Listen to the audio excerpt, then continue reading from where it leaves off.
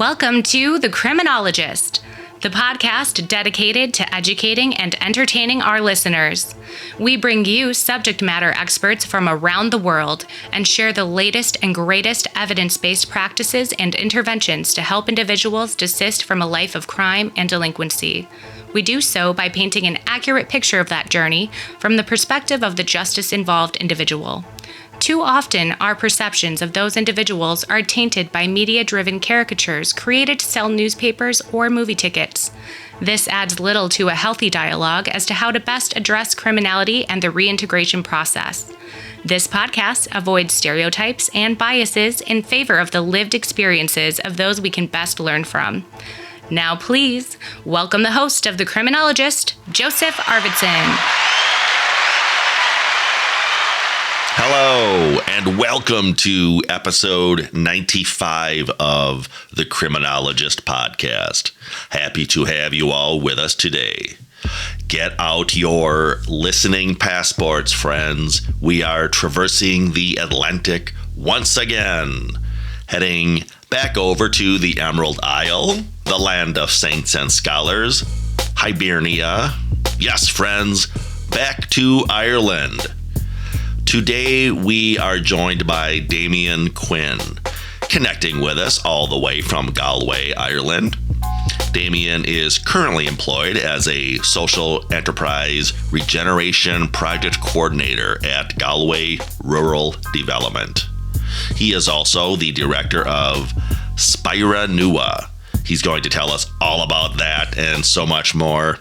He has an incredible story to share with all of us. I'm very excited to be bringing this interview to you all.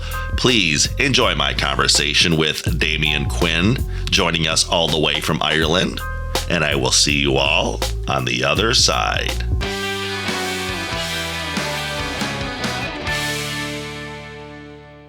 Well, welcome to the show, Damien. Why don't we start out, just tell our listeners a little bit about yourself, generally speaking, and the journey you've been on and what led you to the place in your life where we find you now. Hi, Joseph, and thanks for bringing me on to the podcast. I stumbled across you recently enough, and I have an interest in criminology from a lived experience in that I have a background in criminality, which goes back a decade or so. I'm out the other side of the fence now, and one of my interests now is helping other people to kind of re-enter back into the community and get on when they get out, like as easily as possible. So that's why I'm really interested in what you do.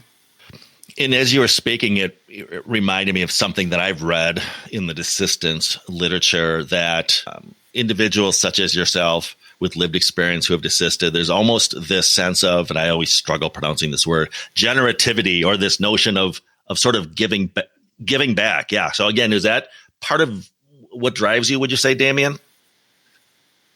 Yeah, well, that was like, I remember when I went to prison, the full intention when I went and I got sentenced and all that kind of thing was to get ready for getting back out again and rebuilding relationships with my family, my friends, like the community in general, giving back and trying to put things right. That's a feeling that I've always had since, and I'm proud of having that feeling because it means that I care.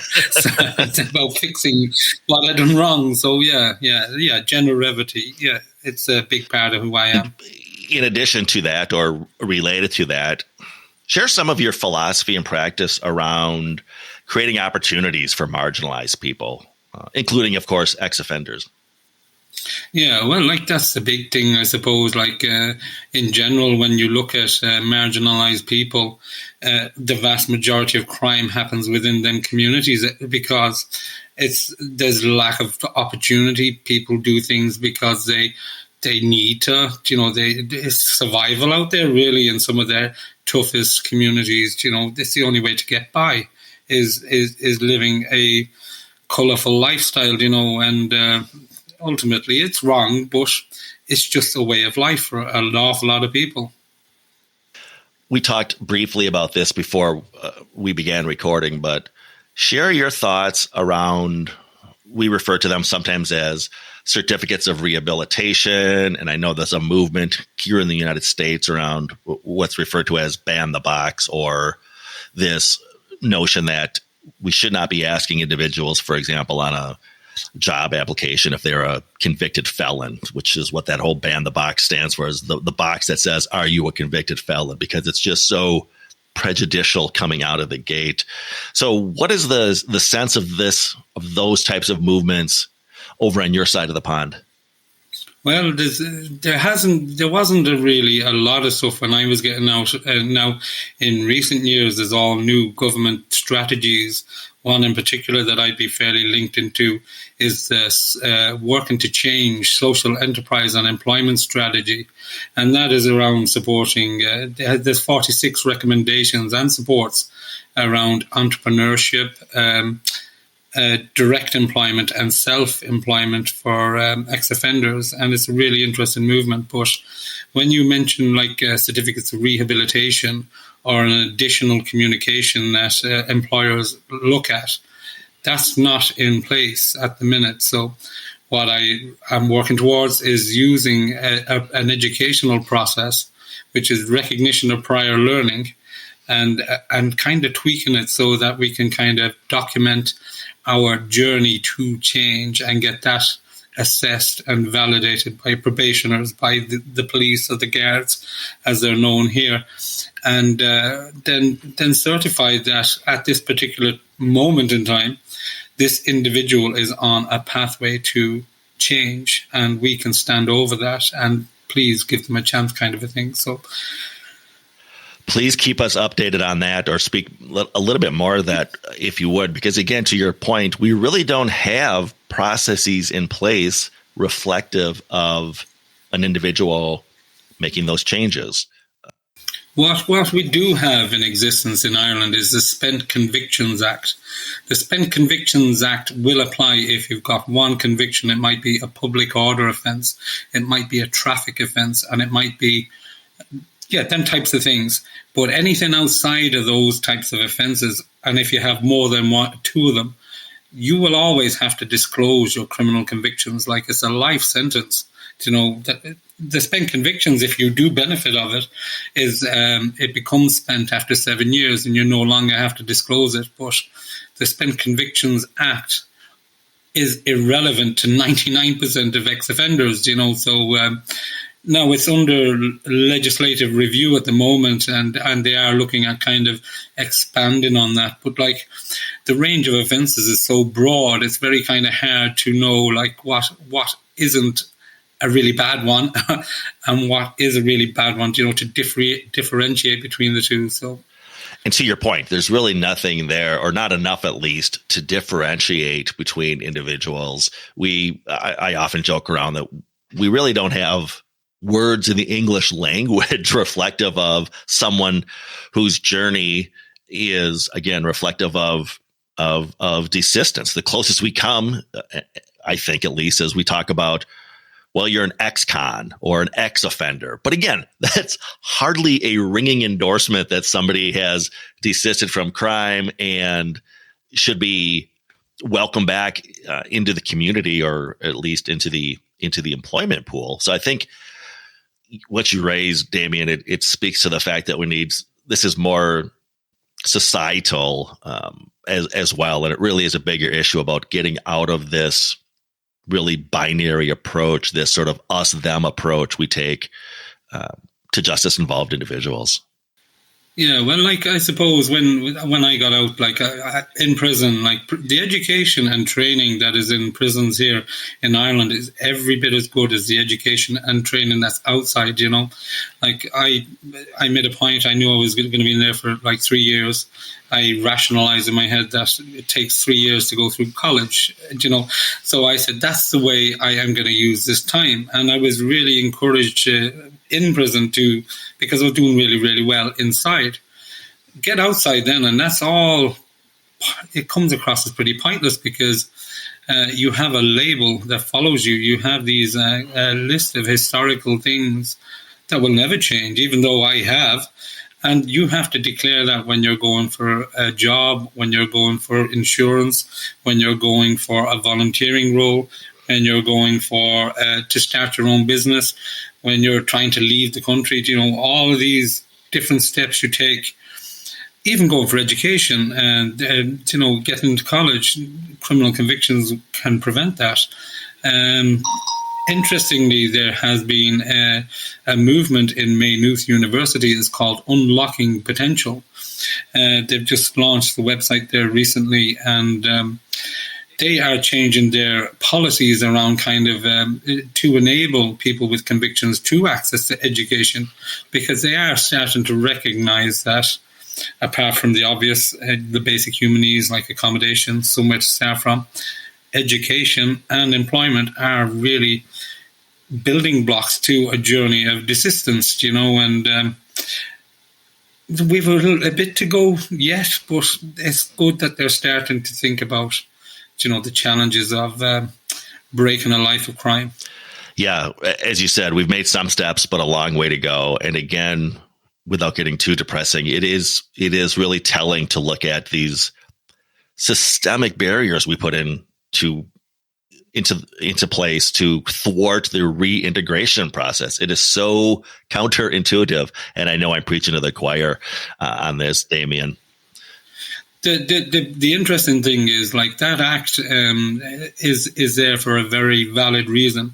It is here in Ireland, it is to protect children and vulnerable adults from anybody that has the capacity to endanger them.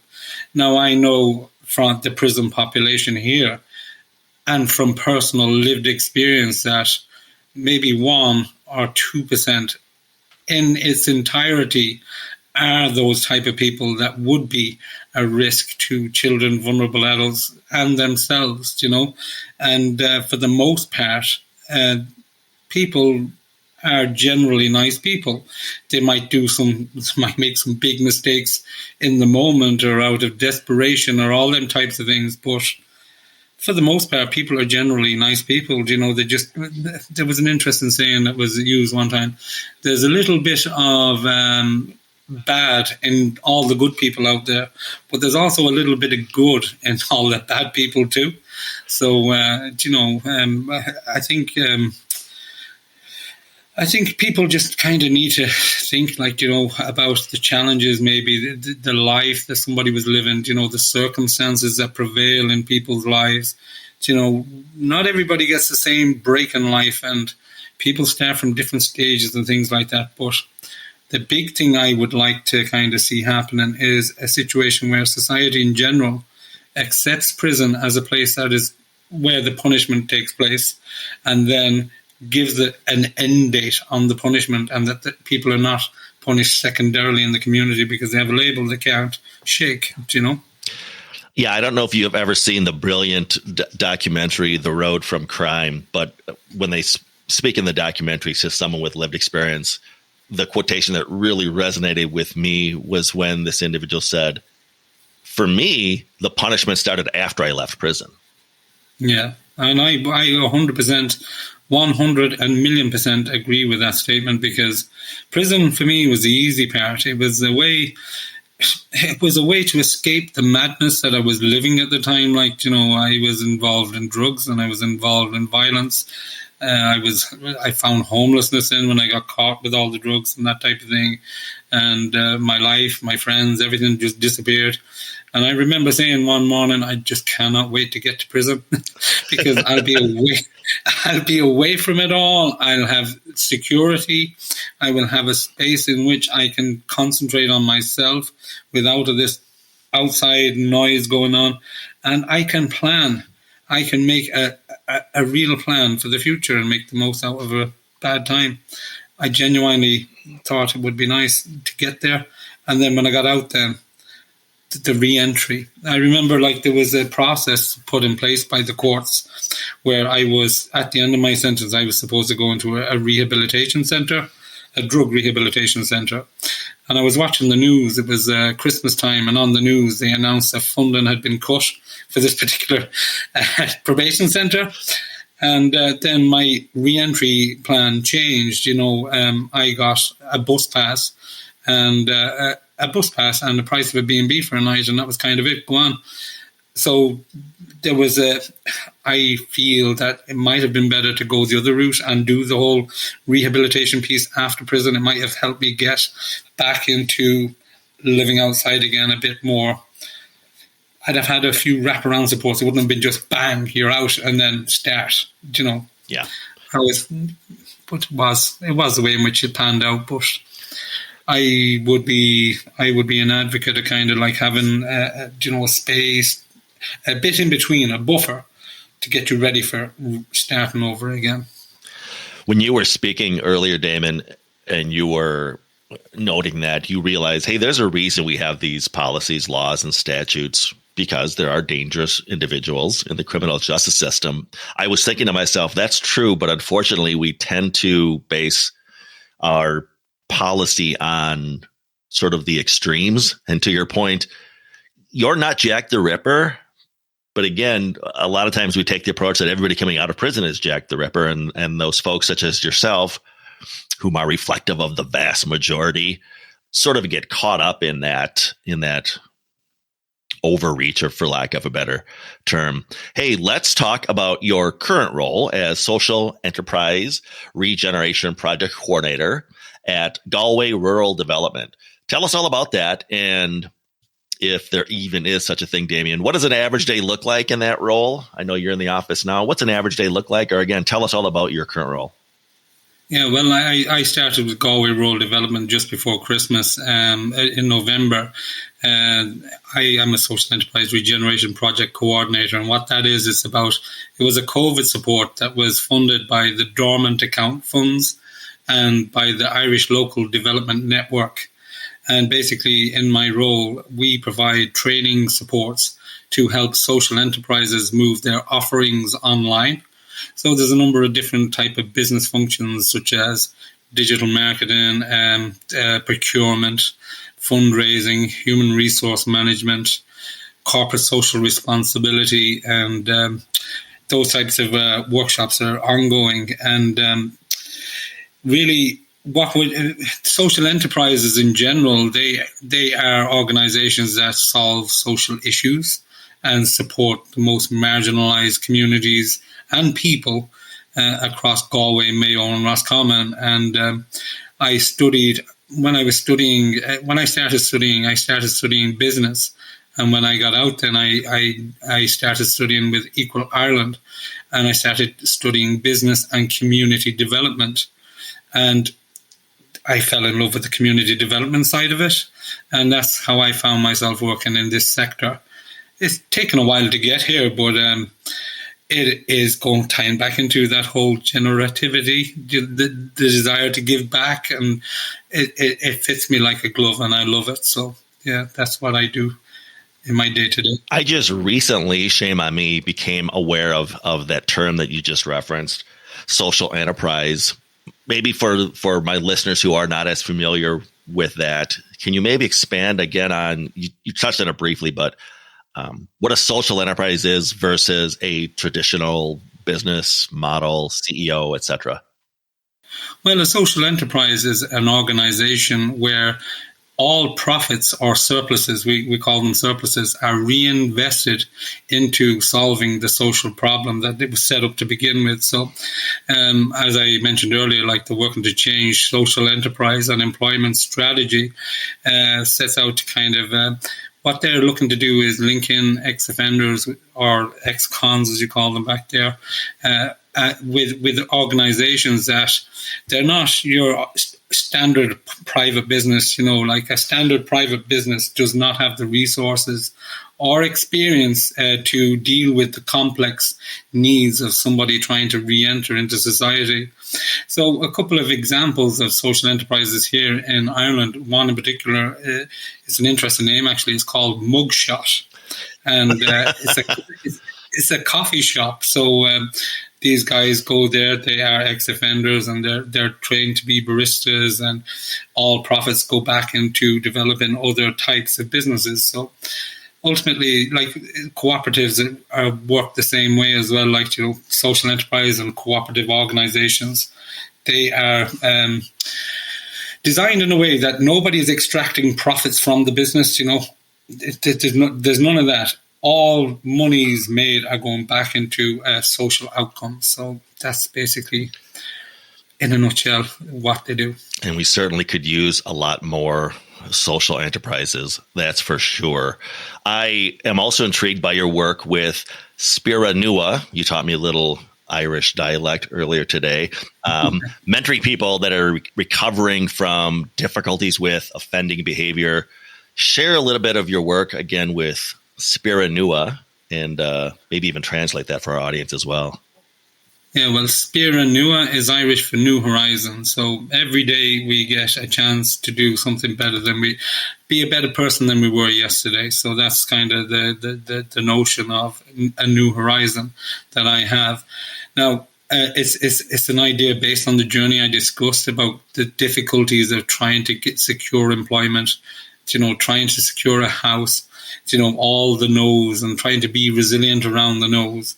Like you get a lot of rejections when you have criminal convictions coming with you. So what Speire Nua is, it's a portfolio building process that looks at everything that you've done since you were convicted, since you were locked up, or since you broke the law, and all of the positive things you've been doing to try and rebuild your life, So it looks at education, it looks at,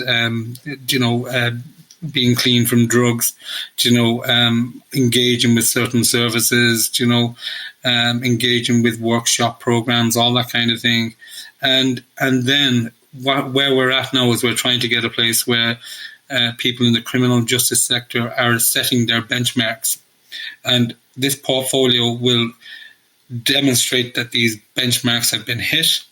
It will be passed on for them to assess, and if they feel that the work put in matches their benchmarks that they set out, they validate it and certify it, and at a particular moment in time, they can certify the fact that this individual has committed to change, and there is evidence of commitment to change.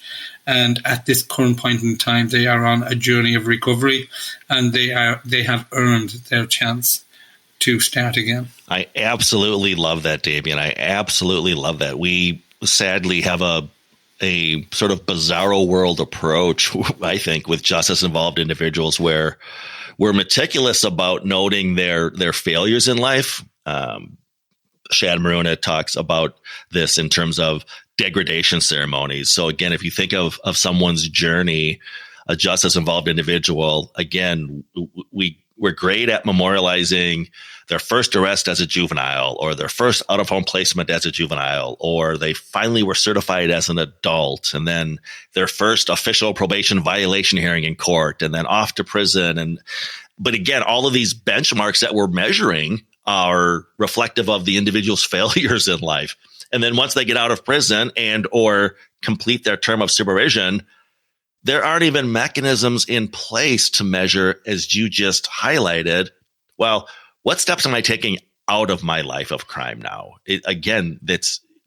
We're obsessing on the failures, but not on the successes rather. So I applaud you for that work. We need to do much, much more of that.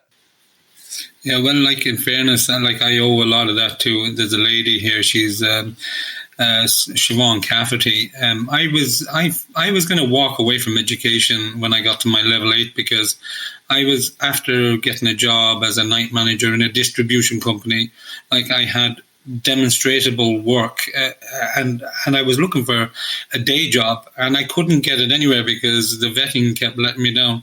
At this stage, I had gone through my level 6. I got an ordinary degree, then I got my honours degree, and I said, you know what, I have a good chance now of getting a job in the sector I want to get a job in. But it was no, all no's, because I had this bit of information from, at this stage, 9-10 years ago. So I was going to walk away from education at that time.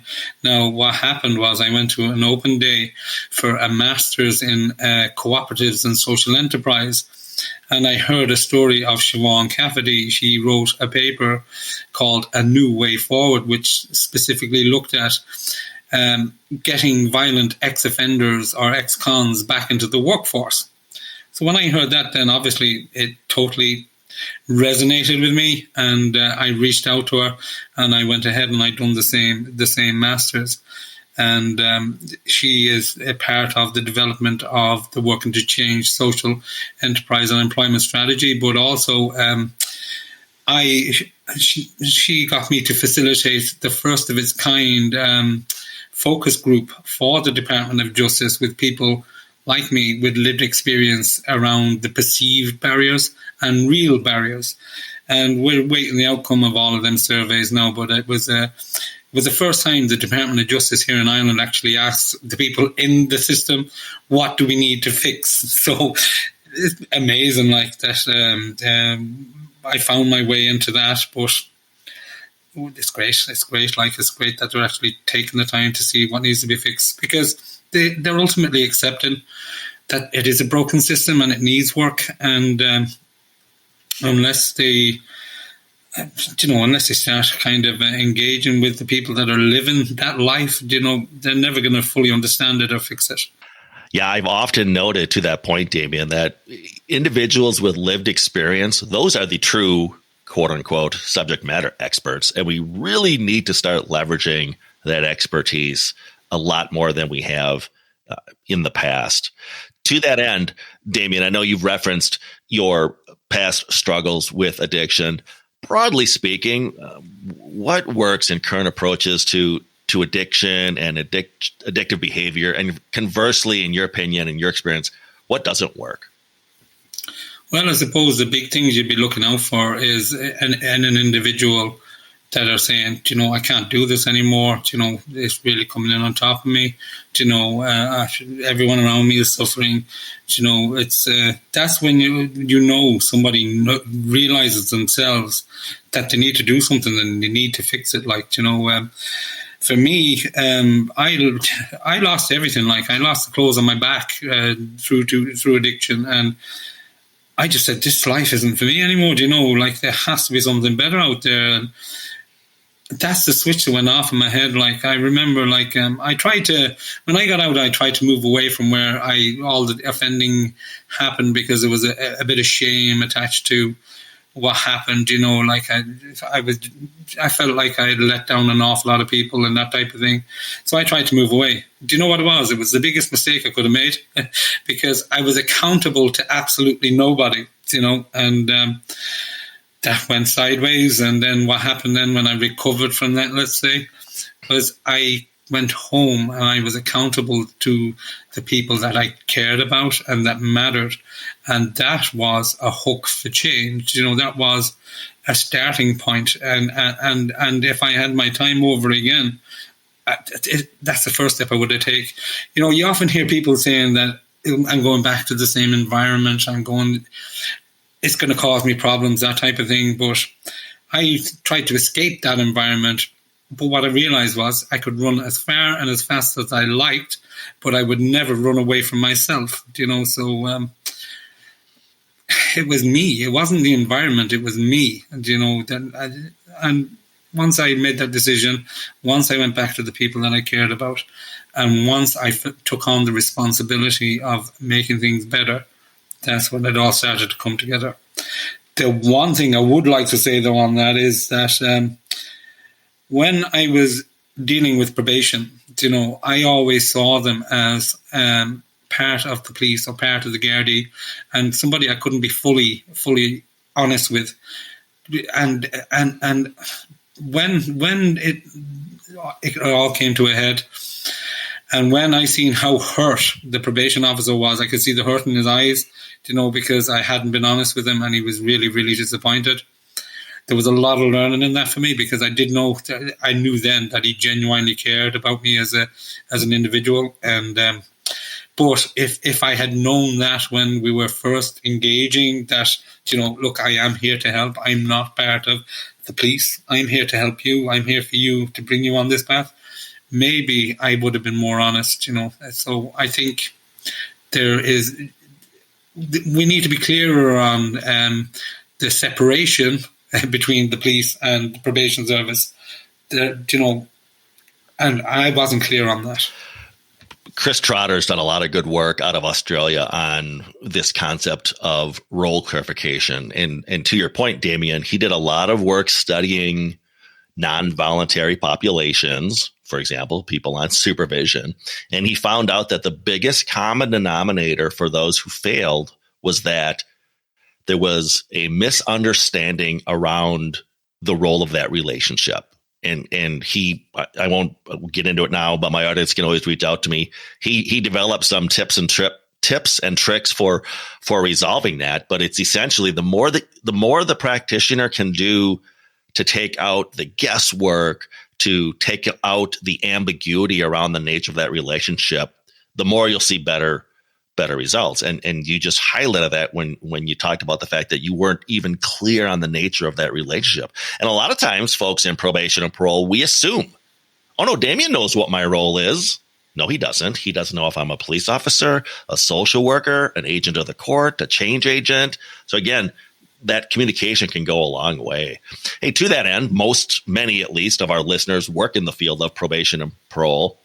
Any other piece of advice you would give to those practitioners who may be well-intended and they sort of study the X's and O's of the playbook, but again, from your vantage point, your viewpoint, what advice would you give to a well-intentioned probation and parole officer looking to learn from an individual such as yourself?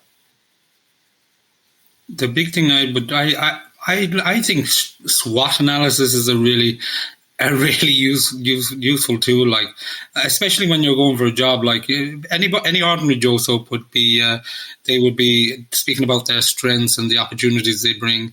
In a probation setting, we have to speak about our weaknesses and our threats all the time, and there's a real concentration on that side of our personalities. You know, we're trying to fix them underlying issues, but let's flip it. Let's take a look at what are you good at? What do you like doing? What are your interests? What do you want to get from this process?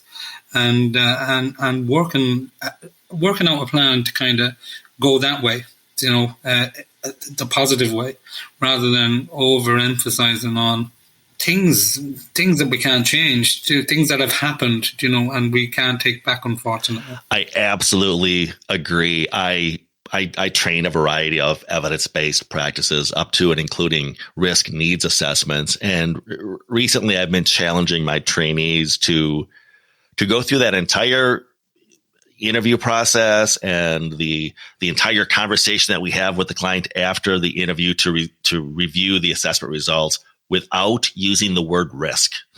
Kind of to your point, don't say these are the 6 risk areas in your life, but flip that around and say, here's some areas of strength in your life that we can build on to get better outcomes. And again, to your point, Damien, stop talking about or framing case plans around what we call avoidance goals. Don't do this, don't do that, but rather approach goals. What do you want to do? What do you want to achieve? What are your hopes and dreams? But again, the vocation is sort of flipped upside down on that. Yeah, that's very forward thinking, and I absolutely love that. And that goes back to what I'm suggesting in Speire Nua. We are looking at a pile of strengths that this individual, positive steps. This is what we want you to take as employers or whoever, anybody that can offer opportunity. We want you to take a look at, right? We accept we broke the law. We accepted our time in prison. We used our time to do this, and we want to start again in a positive way. Let's look at that pathway instead of what we can't change and overanalyze it. And like a lot of these mistakes are made stupidly. They're made out of desperation. Yes, they do. Reflection is important. It is 100% is really important, but let's look at what we're doing right as well, and let's work towards building a new pathway from there. Speaking of pathways, we talk a lot on this program about desistance from crime and delinquency. And of course, there's an acknowledgement that there are multiple pathways out of criminality, and we need to get out of this one-size-fits-all approach. Is there anything you could share, Damien, about your pathway from crime, your desistance process, to again sort of shed some light on individuals such as myself and others who are really studying this phenomenon of desistance from crime? Well, I firmly believe that there's three key building blocks to kind of moving away from criminality. The obvious one is shelter. Like, you know, people are getting out of prison with nothing, you know, nothing and nowhere to go to in some instances. Like, so straight away, like you're starting from nothing, you know, you have nowhere to start from. That's one big stumbling block. The second one then is access in education and access in employment, you know, having a focus, something to do with your time and your day, you know, and like it's even challenging to get to them places as well. Like, you know, there's so many difficulties when you're starting again. You mightn't have a bank account, you mightn't have your ID and all that in order, and all them types of problems. Like, in fairness, in Ireland, like they do have a service. It's called IASIO. It's the Irish Association for Social Inclusion Opportunities.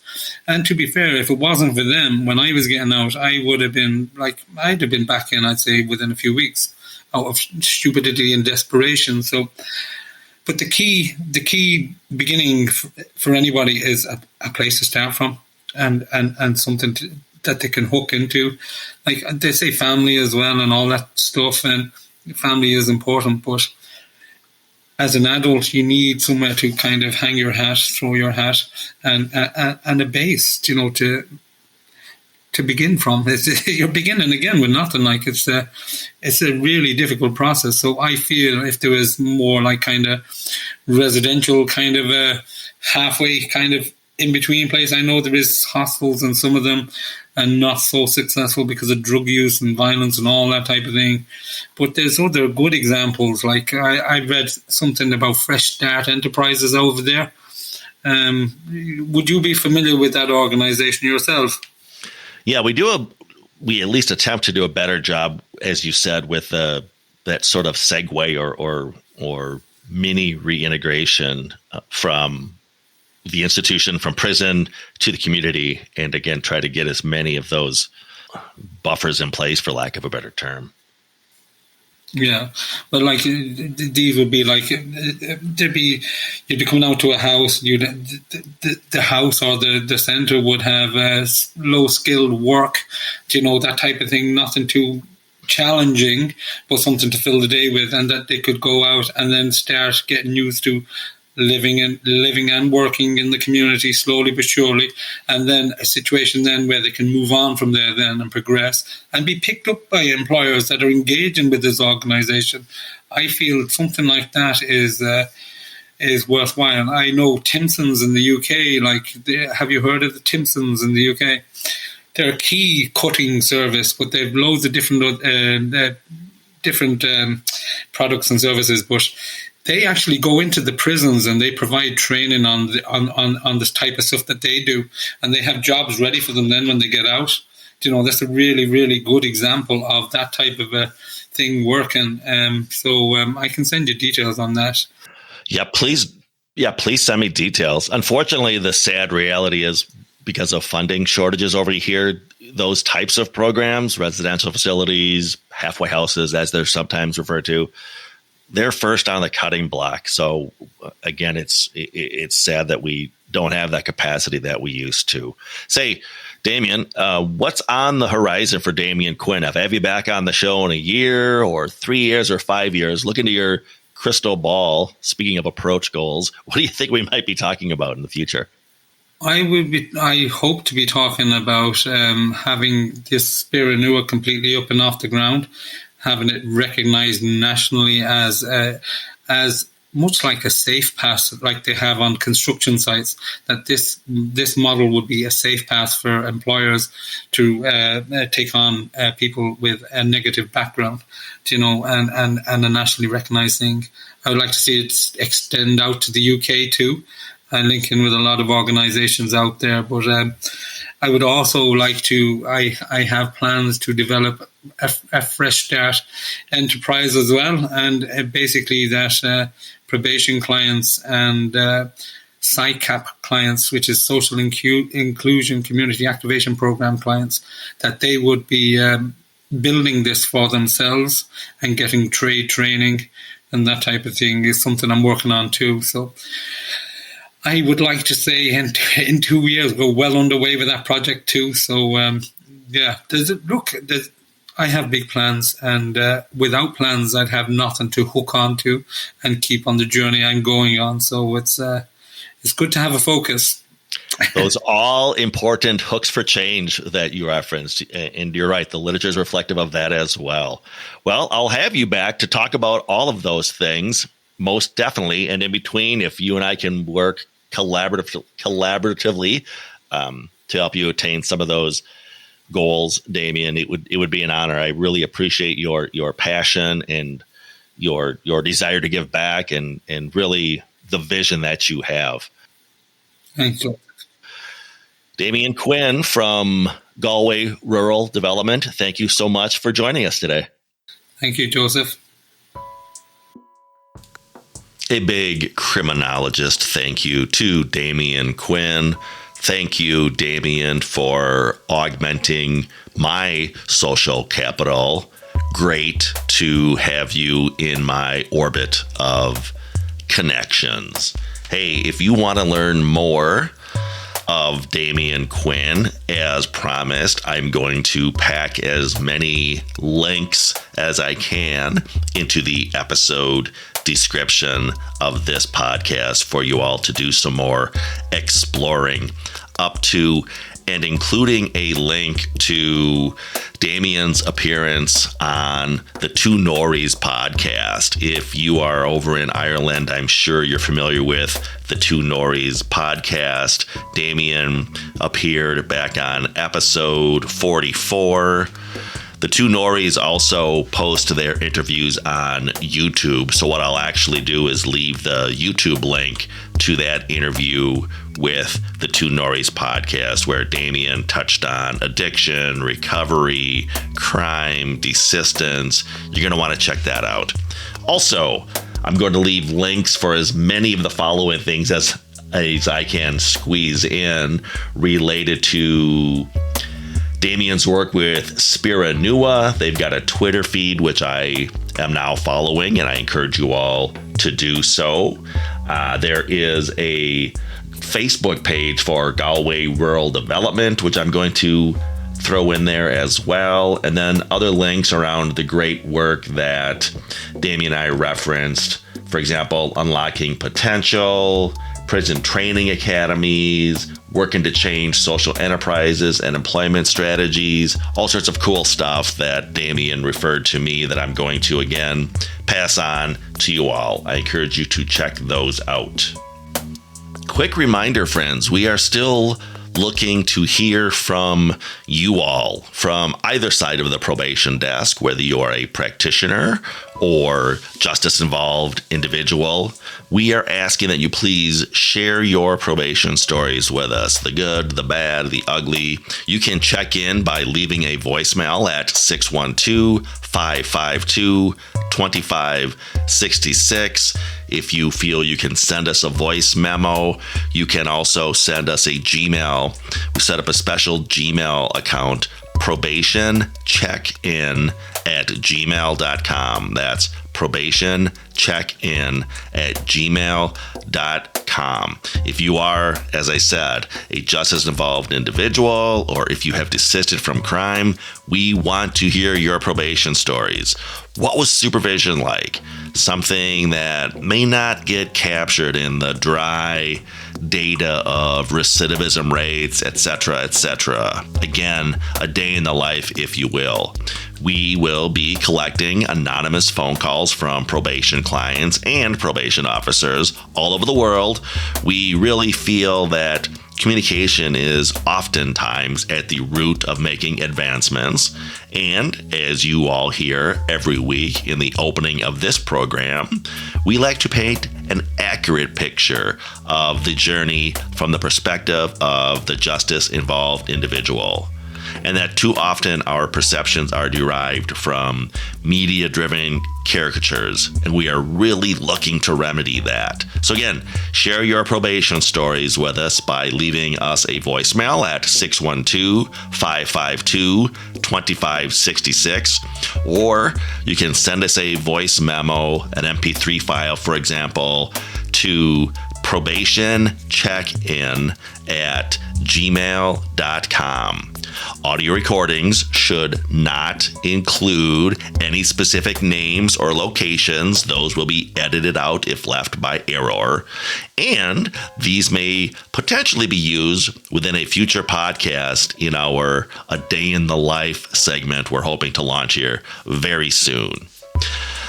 Back next week with a fresh episode. We will be interviewing Dr. David Patton, joining us all the way from Sheffield, England. So leave your listener passports handy. You'll need them next week as well. Dr. Patton is going to talk to us all about addiction and desistance. And if you've ever listened to one of our episodes and drawn parallels from the field of addiction and the field of desistance, you're not going to want to miss next week's episode with Dr. David Patton. We talk about all those topics and so much more. I really had a good time talking to David. In the meantime, you may contact the show or reach out to us through our website, theparagongroup.llc.com, for training or presentations as to evidence-based practices or implementation, program design, or, of course, the topic of desistance from crime. If you have questions or comments as to this podcast, feel free to contact the show via our email at thecriminologistpodcast@gmail.com. That's thecriminologistpodcast@gmail.com. Remember to follow us through our Facebook page and our Instagram page at The Criminologist Podcast. New fun images are being added all the time to those feeds. You don't want to miss out. We're also on Twitter at Crim Media Group. That's CRIM Media Group. Go ahead and give us a follow on Twitter. You can also connect with me, Joseph Arvidsson, on LinkedIn, or this week's guest, Damien Quinn, on LinkedIn, and follow both the Criminologist Podcast and the Paragon Group on our respective LinkedIn pages. Lastly, if you've not already done so, check out and subscribe to our YouTube channel, The Criminologist, for additional content as to the themes of this podcast. I have a whole playlist set up with desistance related content that includes original content from yours truly, as well as content from subject matter experts around the world on the topic of desistance from crime. Hey, merchandise is now available if you want to be the first one in your office seen sporting a groovy criminologist pen, refrigerator magnet, or coffee mug. Reach out to the show. And if you believe in what we're doing on the program, if you're part of the movement, please spread the word, tell a friend or a coworker or a colleague about us. Ask them to subscribe to the podcast, and of course, do so yourself if you've not already done so. And always remember, folks, there's no them, there's only us. Get outside then, and that's all. It comes across as pretty pointless because you have a label that follows you. You have these a list of historical things that will never change, even though I have.